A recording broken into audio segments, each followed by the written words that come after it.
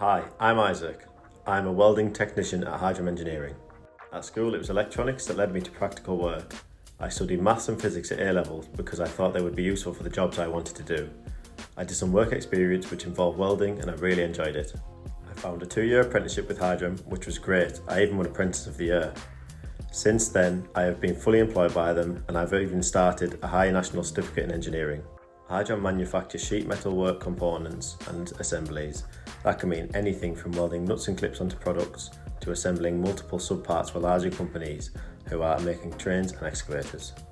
In my team, we take parts from the machining and laser sections and do the final fabricated assembly.